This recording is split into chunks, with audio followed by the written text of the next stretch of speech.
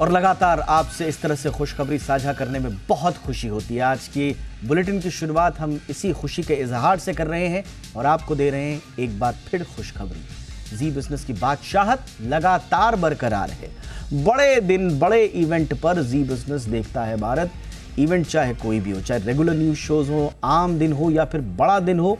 और बजट भाषण के दौरान जी बिजनेस का मार्केट शेयर अगर आप देखेंगे तो कहेंगे कि बजट दिन यानी कि बड़े दिन और ज्यादा प्यार देती है जनता जी बिजनेस को, और ज्यादा भरोसा बढ़ जाता है जनता का जी बिजनेस पर, क्योंकि वो दिन होता है बड़ा दिन, मार्केट लीडर की असली परीक्षा। और उस परीक्षा में खरे उतरे हैं हम। जी बिजनेस का मार्केट शेयर 85.3% रहा बजट भाषण के दौरान। आप समझिए पूरा हिंदुस्तान, चाहे वो जनरल न्यूज हो चाहे वो मार्केट चैनल्स हो, सब हर कोई जी बिजनेस देख रहा था। और इसीलिए हम तमाम न्यूज चैनल से आगे रहे। और बजट के दिन बाजार के दौरान अगर आप देखें तो जी बिजनेस का ओवरऑल मार्केट शेयर निकला है 81.6%। जी हां, बजट कवरेज में जी बिजनेस लगातार छठे साल सुपरहिट रहा। और इतना ही नहीं, बजट हफ्ते में बाजार के दौरान जी बिजनेस का मार्केट शेयर भी लगभग 80% रहा। और टीवी ही नहीं, सोशल मीडिया पर भी जी बिजनेस नंबर 1 है। और सिर्फ इस तरह से आप ये कह सकते हैं कि सिर्फ और सिर्फ जी बिजनेस ही भारत का नंबर 1 बिजनेस चैनल है। और ये प्यार, ये भरोसा दिनों दिन बढ़ता जा रहा है, साल दर साल बढ़ता जा रहा है। जैसे जैसे साल गुजर रहे हैं, बड़े बड़े इवेंट्स आ रहे हैं, आपका भरोसा लगातार बढ़ रहा है। और इस प्यार और भरोसे के लिए दिल से शुक्रिया, धन्यवाद। बहुत ही बेहतरीन है और बहुत ही संतोषजनक है, सेटिस्फेक्शन देने वाले हैं। सबसे पहले तो मैं आपको, हमारी पूरी टीम को, चाहे वो पर्दे पर है या पर्दे के पीछे पर हैं, और पूरी टीम ने जिस तरह से दम लगाकर काम किया वो गज़ब का था। तो उन सबको बहुत बहुत बधाई। सबसे ज़्यादा हमारे एक्सपर्ट्स के पूरे दमदार पैनल को। इन सब का कंट्रीब्यूशन मैं जितनी तारीफ़ करूँ उतनी कम है, लेकिन सबसे ज़्यादा धन्यवाद हमारे सभी उन दर्शकों का है जो हमेशा हमें देखते हैं। और उनसे ज़्यादा और उनके साथ ही धन्यवाद उन सभी दर्शकों का है जो ख़ास तौर से बड़े दिन हमारे साथ जुड़ते हैं। बाजार के लिए बजट से बड़ा दिन कोई नहीं होता। और अगर बजट के दिन अगर दूसरे चैनल्स में भी, दूसरे मीडियम पर भी देखने वाले लोग अगर जी बिजनेस के साथ आकर जुड़ते हैं तो ये एक हमारे लिए बहुत बड़ी बात है। और ये बड़ी बात इसलिए है कि उन्हें ये पता है कि बड़ी इवेंट पर और बड़े दिन और बड़े घटनाक्रम पर आपको कौन सा चैनल देखना है, कौन सा बिजनेस चैनल देखना है। तो उनका जो ये भरोसा है हमारे ऊपर, उसके लिए मैं उनको जितना धन्यवाद कहूँ उतना कम है। बड़ी बात यह है दीप कि बजट स्पीच के दौरान हमारी लीडरशिप हर एक चैनल से ज़्यादा है, चाहे वो सोशल मीडिया पे हो चाहे टीवी पर हो। अब आप देखिए, जो जनरल न्यूज़ चैनल्स होते हैं उनकी रीच बहुत ज़्यादा होती है। हम कभी उनका मुकाबला नहीं कर सकते रीच के मामले में, जहाँ तक वो पहुँच सकते हैं। लेकिन उसके बावजूद जो जनरल न्यूज़ देखते हैं वो भी उस दिन आकर हमें देखना चाहते हैं। तो इसका सीधा सीधा एक ही मतलब निकलता है दीप, वो ये है कि लोग ये समझते हैं कि बिजनेस के मामले में, इकोनॉमी के मामले में, और इस इकोनॉमी और बिजनेस से जुड़ी हुई पॉलिसी के मामले में अगर सबसे भरोसेमंद आवाज़ कोई है, सबसे ज़्यादा साफ और सटीक तरीके से कोई विश्लेषण करके आपको देता है तो वो जी बिजनेस है। और मेरे ख्याल से यही बड़ी वजह कि दूसरे चैनल से भी लोग शिफ्ट होकर बड़े दिन हमारे साथ और ज़्यादा आकर जुड़ते हैं। सोशल मीडिया के ट्रेंड मुझे बहुत ज़्यादा सेटिस्फेक्शन देते हैं। तो ये जो युवा हैं जो बाजार में आ रहे हैं, ये सोशल मीडिया वाले, लेकिन जब आप नई जनरेशन के साथ अगर सिंक हो जाते हैं तो आपको सोशल मीडिया पर इस तरह के नंबर मिलते हैं। तो मुझे इस बात की बहुत खुशी है कि नई जनरेशन के जितने लोग हैं, हम उनके साथ सिंक होकर उनकी जो ज़रूरतें हैं, उनकी जो समझने की इच्छा है, उनका जो काम करने का मन है, उसके हिसाब से हम अपनी प्रोग्रामिंग और कंटेंट को कर रहे हैं। मैं चाहता हूं हमारी जितनी नई जनरेशन है, जितने युवा हैं, 20 से 30 साल के नए युवा जो बाजार में जुड़ रहे हैं, वो बहुत बहुत बहुत पैसा कमाएं, बहुत वेल्थ बनाएं। एक बार फिर से शुक्रिया हमें सिर आंखों पर बिठाने के लिए। आगे बढ़ते हैं और अब देखते हैं आज पूरे शो के दौरान न्यूज़ इन फोकस कौन कौन सी रहेंगी। सबसे पहले लोन में अब नहीं झोल, स्पेशल शो भी किया। अभी भी थोड़ा सा आपको बताएंगे कि आरबीआई ने एमएसएमईज और रिटेल लोन लेने वालों के लिए जो हिडन चार्जेस होते हैं उनके लिए क्या तरीका निकाला है। बैंक अब ऐसा नहीं कर पाएंगे, सारी जानकारी देनी होगी। कितना ब्याज लगा, कैसे लगा, कौन सी फीस लगी, प्रोसेसिंग फीस लगी, क्या हुआ, डॉक्यूमेंटेशन फीस लगी, सबको मिलाकर अब आपको बताना पड़ेगा ग्राहक को। ये सारी जानकारी देनी होगी। आगे डिटेल में देंगे आपको पूरी जानकारी। और साथ ही साथ बात होगी एसआईपी पर बढ़ते हुए भरोसे की। एसआईपी में जो छप्पर फाड़ निवेश हुआ है उसकी डिटेल भी आपको देंगे आगे आज के शो में। साथ ही साथ आज बात होगी बाजार के मूड माहौल की भी। बाजार में भाई ये कहाँ से गिरावट आ गई कि दबाव आ गया बाजार में, इस पर आज हम फोकस करेंगे और साथ ही साथ अनिल सिंघवी जी की राय भी लेंगे। और साथ ही साथ चौथी खबर आज हमारी होगी जो है आज की हमारी कवर स्टोरी भी कि पाकिस्तान में आखिर किसे कमान। पड़ोसी देश पाकिस्तान में चुनाव हो रहे हैं। अमूमन हम पाकिस्तान से जुड़ी हुई खबरों को जब तक ज़रूरत ना हो तब तक नहीं छेड़ते, लेकिन वहाँ का चुनाव भारत के लिए बड़ा महत्वपूर्ण होता है। हमारा पड़ोसी देश है और हमारे लिए कई मायनों में मायने रखता है। हमारी शांति सुरक्षा के लिए भी पाकिस्तान का माहौल जानना ज़रूरी होता है। इसलिए आज हम थोड़ा सा विश्लेषण करेंगे कि वहाँ पर जो आज मतदान हुआ है राजनीति किस दिशा की ओर जा रही है। तो ये है हमारी न्यूज़ इन फोकस। और आइए अब बात करते हैं आज के पोल की। जैसा हमने आपको बताया कवर स्टोरी में बात होगी पाकिस्तान के चुनाव की, तो उससे जुड़ा हुआ आपके लिए हमारे पास सीधा सीधा सवाल यह है कि क्या पाकिस्तान की नई सरकार जो भी बनेगी भारत से रिश्ते सुधारने की कोशिश करेगी या नहीं करेगी। देखिए, पाकिस्तान के हुक्मरानों को अब समझ में आ चुका है कि भारत क्या है और वो क्या है। एक लंबा 3-4 दशकों का दौर चला जब वो इग्नोरेंस में थे, जब वो इस बात को ज़बरदस्ती इग्नोर कर रहे थे, भारत की इंपॉर्टेंस, भारत की अहमियत। अब लेकिन लग रहा है कि जो तमाम नेता है वहाँ के, वो अपनी हर स्पीचेस में भारत की तरक्की की बात ज़रूर करता है, भारत की विदेश नीति की बात ज़रूर करता है, भारत की आर्थिक नीतियों की बात ज़रूर करता है।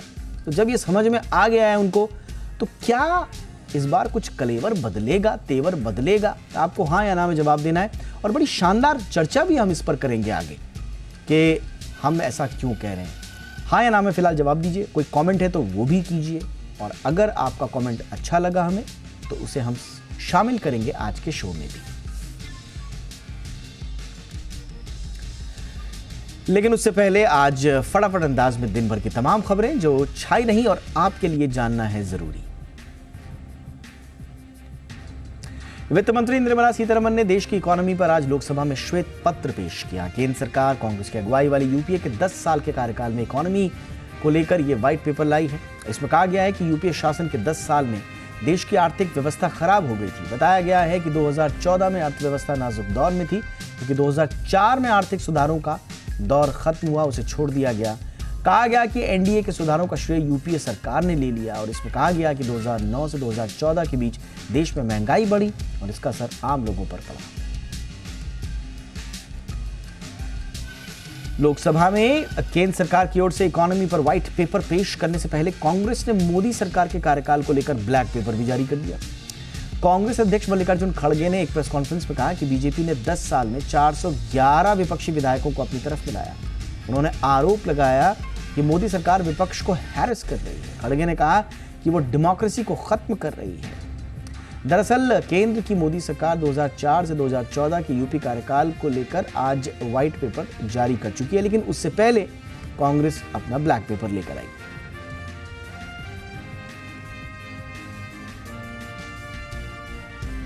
कांग्रेस नेता राहुल गांधी ने एक बार फिर प्रधानमंत्री नरेंद्र मोदी पर निशाना साधा है। ओडिशा में भारत जोड़ो न्याय यात्रा के दौरान राहुल ने दावा किया कि PM Narendra Modi OBC caste में पैदा नहीं हुए थे। राहुल ने कहा कि वो गुजरात की तेरी जाति में पैदा हुए थे। राहुल ने दावा किया कि इस समुदाय को साल 2000 में बीजेपी ने ओबीसी का टैग दिया था। राहुल ने कहा कि उनका जन्म सामान्य जाति में हुआ था।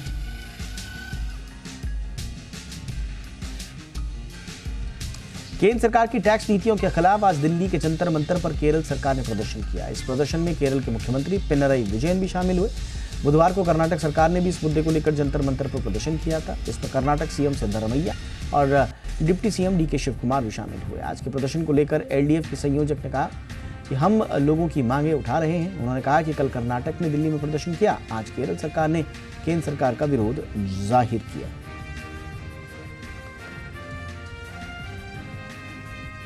झारखंड के पूर्व सीएम हेमंत सोरेन की मुश्किलें बढ़ती जा रही हैं। जमीन घोटाला मामले में ईडी की गिरफ्तारी के बाद अब एक और बड़ा खुलासा हुआ है। ईडी की टीम ने दिल्ली में सोरेन के घर से जो BMW कार जब्त की थी वो कांग्रेस के दागी राज्यसभा सांसद धीरज साहू की है। इसके बाद धीरज साहू और सोरेन के बीच कड़ी जुड़ती नजर आ रही है। ईडी ने अब धीरज साहू को मनी लॉन्ड्रिंग केस में पूछताछ के लिए सम्मन भेजा है। सूत्रों के मुताबिक ईडी ने बुधवार को गुरुग्राम के करदारपुर गांव में उस परिसर में छापा मारा जिसके पते पर यह हरियाणा नंबर प्लेट वाली कार रजिस्टर्ड थी।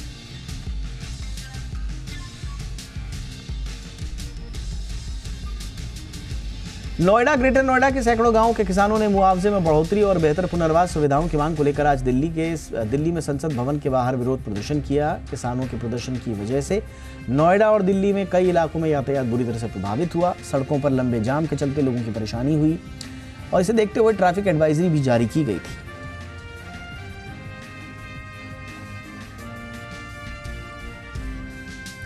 दिल्ली के गोकुलपुरी मेट्रो स्टेशन पर गुरुवार को एक बड़ा हादसा हो गया। मेट्रो के पिंक लाइन स्टेशन गोकुलपुरी में प्लेटफॉर्म की साइड वॉल का एक हिस्सा भरभरा कर सड़क के ऊपर गिर गया। इस हादसे में 3 से 4 लोग घायल हुए हैं। एक शख्स मलबे में फंस गया। हादसे के बाद डीएमआरसी ने मामूली चोट के लिए 1 लाख रुपए, गंभीर चोट के लिए 5 लाख रुपए मुआवजे की घोषणा भी कर दी। पहाड़ों पर बर्फबारी और बारिश के हालात के बीच मैदानी इलाकों में कोल्ड वेव का अटैक जारी है। दिल्ली पंजाब से यूपी तक बर्फीली हवाओं के कारण कड़ाके की ठंड पड़ रही है। दिल्ली में जहां दिन में खिली धूप देखने को मिल रही है, वहीं सुबह और शाम सर्द हवाएं लोगों को कपकपा रही हैं। मौसम विभाग के मुताबिक आने वाले दिनों में पंजाब, हिमाचल प्रदेश और उत्तराखंड के अलग अलग हिस्सों में जमा देने वाली बर्फीली हवाओं को भीषण ठंड का लोगों को एहसास कराएगी। आइए देखते हैं बिजनेस जगत की तमाम खबरें फटाफट अंदाज में। आईटीसी के शेयरों में आज 4% से ज्यादा की गिरावट देखने को मिली। आईटीसी में सबसे ज्यादा हिस्सेदारी रखने वाली बैट यानी कि ब्रिटिश अमेरिकन टोबैको ने कंपनी में अपनी हिस्सेदारी कम करने का ऐलान किया है। बीएटी ने कहा है कि वो आईटीसी में अपनी हिस्सेदारी कम करने के लिए रेगुलेटरी प्रोसेस का पूरा करने की दिशा में काम कर रही है। बीएटी के पास आईटीसी में 29.03% हिस्सेदारी है। बैट ने आज अपनी तिमाही नतीजों में कहा कि बैलेंस शीट की फ्लेक्सिबिलिटी को बढ़ाने के लिए वो अपने कुछ शेयर होल्डिंग को मोनेटाइज करना चाहती है। फूड डिलीवरी प्लेटफॉर्म जोमैटो ने अक्टूबर-दिसंबर तिमाही के दौरान शानदार नतीजे पेश किए हैं। सालाना आधार पर कंपनी घाटे से मुनाफे में आ गई है। इस दौरान कंपनी ने 138 करोड़ रुपए का मुनाफा दर्ज किया, जबकि पिछले साल इसी दौरान कंपनी को 347 करोड़ रुपए का घाटा हुआ था। सालाना आधार पर कंपनी की कंसोलिडेटेड आय भी 1948 करोड़ रुपए से बढ़कर 3288 करोड़ रुपए पर पहुंच गई है। तीसरी तिमाही में कंपनी का मार्जिन 1.6% रहा। कंपनी ने ब्लिंकिट के कामकाजी मुनाफे में सुधार की उम्मीद जाहिर की है। ग्लोबल टेक्नोलॉजी ब्रांड्स का डिस्ट्रीब्यूशन देखने वाली कंपनी राशि पेरिफेरल्स का आईपीओ दूसरे दिन तक 3 गुना से ज्यादा बढ़ गया है। कंपनी आईपीओ के जरिए 600 करोड़ रुपए जुटाना चाहती है। इस आईपीओ में 9 फरवरी निवेश करने की आखिरी तारीख है। आईपीओ का प्राइस बैंड 295 रुपए से 311 रुपए प्रति शेयर रखा गया है। कंपनी का प्रोमोटर बैकग्राउंड काफी मजबूत है। अधिकतर प्रोडक्ट्स में कंपनी मार्केट लीडर है। जी बिजनेस के मैनेजिंग डायरेक्टर अनिल सिंघवी छोटे लिस्टिंग गेन और लंबी अवधि के लिए पैसे लगाने की राय दे चुके हैं। देश का चौथा सबसे बड़ा स्मॉल फाइनेंस बैंक जना स्मॉल फाइनेंस बैंक का आईपीओ भी दूसरे दिन तक 1.25 गुना से ज्यादा बढ़ गया। आईपीओ में 9 फरवरी तक निवेश किया जा सकता है। बैंक ने आईपीओ का प्राइस बैंड 393 से 414 रुपए प्रति शेयर तय किया है। आईपीओ के लिए लॉट साइज 36 शेयरों का है, यानी कि रिटेल निवेशकों को कम से कम 14,904 रुपए लगाने होंगे। बैंक की इस आईपीओ के जरिए 570 करोड़ रुपए जुटाने की योजना है। जी बिजनेस के मैनेजिंग डायरेक्टर अनिल सिंघवी ने जोखिम लेने वाले निवेशकों को लंबी अवधि के लिए पैसे लगाने की सलाह दी।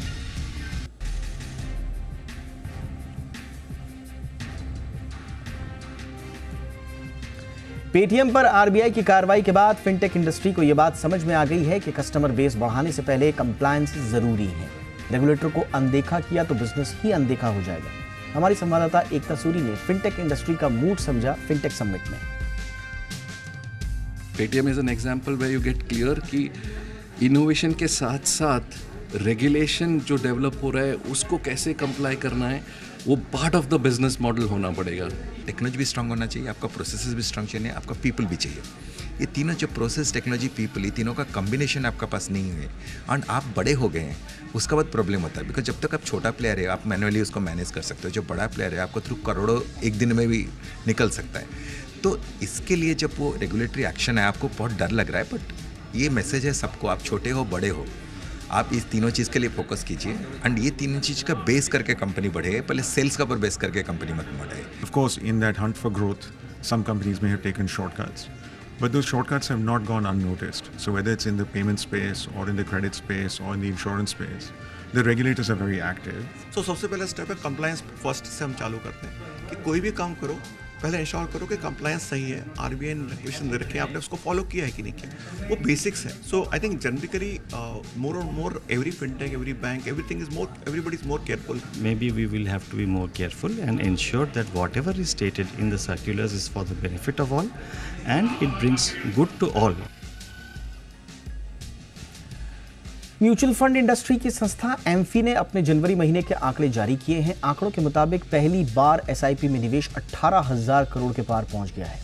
इसके साथ ही म्यूचुअल फंड इंडस्ट्री का एयूएम 52 लाख करोड़ के पार हो गया है.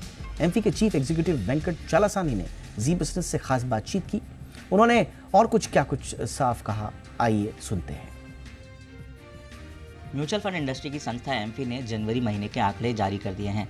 उसी पर हमारे साथ खास बातचीत के लिए मौजूद हैं वेंकट चलासानी सर. सर, जी मीडिया पे आपका स्वागत है. सबसे पहले आपको बहुत शुभकामनाएं सर. एसआईपी में रिकॉर्ड इन्वेस्टमेंट हो रही है, 18,000 करोड़ के पार पहली बार इन्वेस्टमेंट हुआ है. कैसे देख रहे हैं आप इस मैसेज को? धन्यवाद Saurabh ji for having me on the Zee business. As you speak now, जैसा अभी अपन देख रहे, हर डेटा पॉइंट जो आ रहा है इकॉनमी का बारे, वो सभी पॉजिटिव डेटा पॉइंट्स आ रहा है. यदि ग्रोथ का बारे या इन्फ्लेशन नंबर्स है, अनएम्प्लॉयमेंट नंबर है, या बैंकिंग सेक्टर का रिजल्ट्स है, सब पॉजिटिव आ रहा है. उस हिसाब से आप अपना टोटल ग्रोथ जो एयूएम में जो फ्लोज जो आ रहा है, they are all positive. Be it in the overall growth, which have looked at 1,96,000 crores, or if you're looking at the growth in the SIP जो आपने पूछा था, हर एक पे पॉजिटिव फ्लोज, पॉजिटिव वाइब्स है. उसलिए तो उसका रिफ्लेक्शन जो है वो इन्वेस्टमेंट्स में दिखाई दे रहा है. इंडिया एनर्जी वीक में इंडियन ऑयल के सीएमडी एसएम वैद्य ने कहा कि यह इवेंट कंपनी के लिए बड़ा मौका है. जी बिजनेस से खास बातचीत में आईओसीएल के सीएमडी एसएम वैद्य ने कहा कि ग्रीन हाइड्रोजन बस का डेमो किया गया है और 15 ऐसी बसें चलाने की योजना है. सर, केपेक्स किस तरह का होगा, क्योंकि सब कुछ ग्रीन पर फोकस है, इसके लिए कितना निवेश है, प्लानिंग क्या है अभी की, अगले 5 साल की? हम लोग हर साल, जैसे इस साल हम लोग करीब 14-15 हज़ार करोड़ का कर रहे हैं and we meet that target.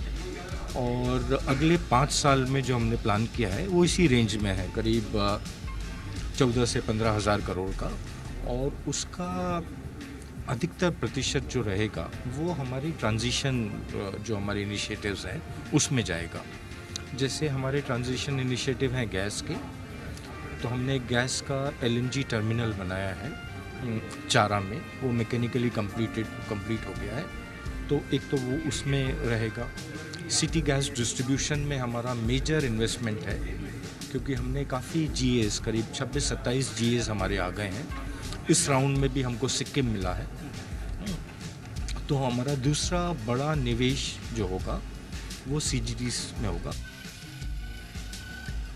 और इसी सम्मेलन में एचपीसीएल ने कई योजनाओं का ऐलान किया. जी बिजनेस से खास बातचीत में एचपीसीएल के सीएमडी पुष्प कुमार जोशी ने कहा कि कंपनी 14 से 15 हज़ार करोड़ सालाना का कैपेक्स प्लान लेकर चल रही है.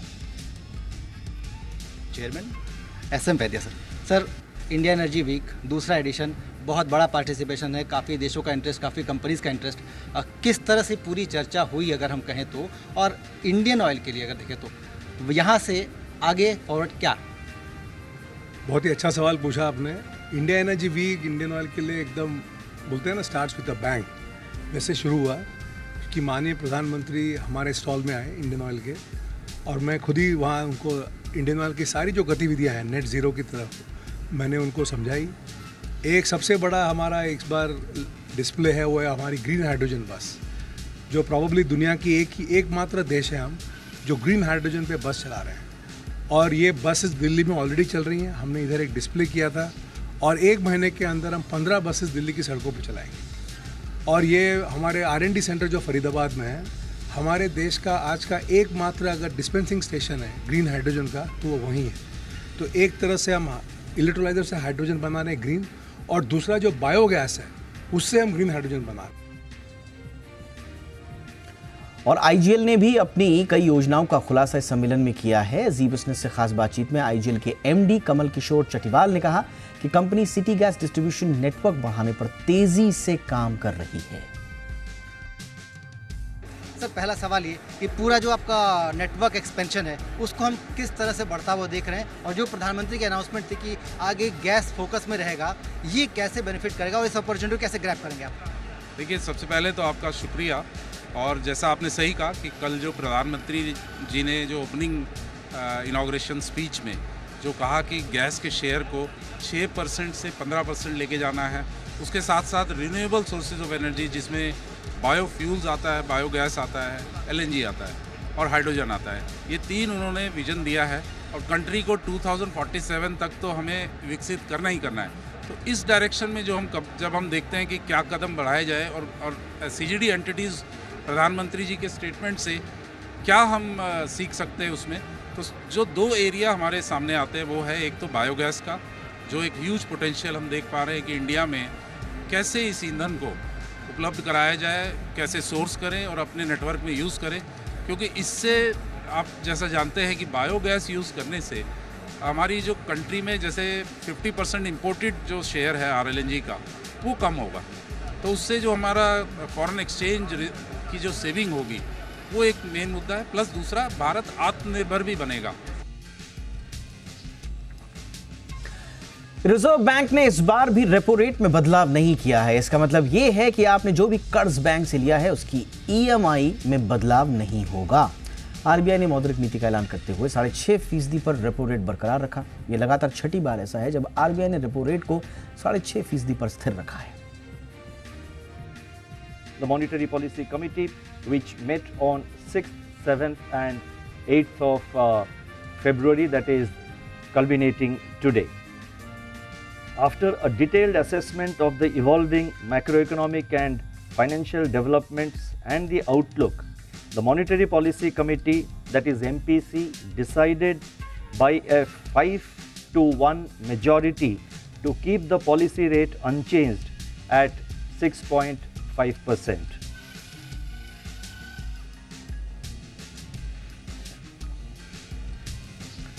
बैंक अगर किसी को लोन देता है तो उस पर लगने वाले ब्याज दर की जानकारी तो कंज्यूमर तक पहुंच जाती है, मोटी मोटी पहुंचती है, लेकिन दूसरे चार्जेस कंज्यूमर को साफ साफ पता नहीं होते। ये होते हैं हिडन चार्जेस।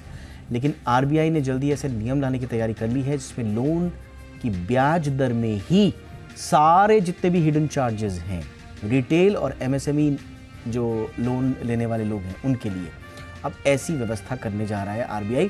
पूरी जानकारी इस रिपोर्ट में देखिए। आरबीआई ने मॉनेटरी पॉलिसी में लोन पर लगने वाले चार्जेस में पारदर्शिता लाने पर जोर दिया है। एपेक्स बैंक का कहना है कि कर्जदार को पता होना चाहिए कि वो जो लोन ले रहा है उसे उस पर कितना वास्तविक ब्याज दर देना होगा।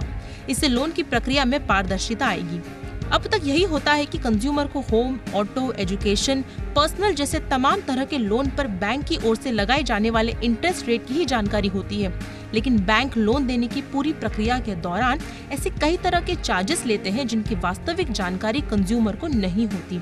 जब लोन प्रोसेस में आ जाता है तो कंज्यूमर को दूसरे कई तरह के चार्जेस देने पड़ते हैं। आमतौर पर इसे हिडन चार्ज भी कहते हैं। अब आप सोच रहे होंगे कि आखिर आरबीआई को लोन के इंक्लूसिव इंटरेस्ट रेट की जरूरत क्यों पड़ी। दरअसल कोई भी लोन लेने के दौरान कंज्यूमर को प्रोसेसिंग, एडमिनिस्ट्रेशन या लॉगिन फीस के नाम पर, प्रीपेमेंट, रिकवरी या कन्वर्जन चार्जेस के नाम पर बैंक को कुछ निश्चित रकम चुकानी पड़ती है, लेकिन ये चार्जेस लोन के ब्याज दर का हिस्सा नहीं होते। लेकिन अगर इन पर लगने वाले चार्जेस को जोड़ दिया जाए तो कंज्यूमर को तय ब्याज दर से अधिक रकम चुकानी पड़ती है। दरअसल आरबीआई लोन को लेकर कंज्यूमर पर पड़ने वाले भार को पारदर्शी बनाने की दिशा में काम कर रही है। इससे छोटे कर्जदारों को काफी फायदा होगा। कर्ज लेते समय उसे पता होगा कि सभी चार्जेस लगने के बाद उसे लिए गए कर्ज के भुगतान के तौर पर सालाना कितना पैसा चुकाना होगा। दरअसल की फैक्ट स्टेटमेंट यानी KFS के जरिए आरबीआई का मकसद रिटेल और एमएसएमई लोन के दायरे को बढ़ाना है। इससे कंज्यूमर कर्ज को लेकर होने वाले भुगतान का आकलन कर सकेंगे, साथ ही उन्हें कर्ज लेने ना लेने का फैसला लेने में भी आसानी होगी। दरअसल हर बैंकों की प्रोसेसिंग फी अलग अलग हो सकती है, जो कि कर्ज राशि का 0.2% से 0.5% तक हो सकती है। कई बार बैंक स्कीम के तहत इसे माफ भी कर देते हैं। उसी तरह प्रोसेसिंग फी पर GST भी लगता है। अगर प्रोसेसिंग फी 5,000 रुपए है तो इस पर 18% GST जोड़ दे तो कंज्यूमर को कुल प्रोसेसिंग फी 6,900 रुपए बैठेगी। लेकिन अब आपको KFS के जरिए ये पता होगा कि लोन की ब्याज दर के साथ ये 6,900 रुपए भी उसे जमा करने हैं। आसान भाषा में समझे तो की फैक्ट स्टेटमेंट में कर्ज से जुड़े वो सभी चार्जेस शामिल होते हैं जिसे कंज्यूमर को चुकाना होता है। फिलहाल तो ये हिडन चार्जेस ग्राहकों की जेब पर भारी पड़ते हैं, लिहाजा ग्राहकों को इन चार्जेस के बारे में जानकारी होना बेहद जरूरी है। ब्यूरो रिपोर्ट, जी मीडिया। इंडिया 360 में आज बस इतना ही। #ZIndia360 याद रखिए। कोई राय, कोई सुझाव हो तो जरूर भेजिएगा। नमस्कार।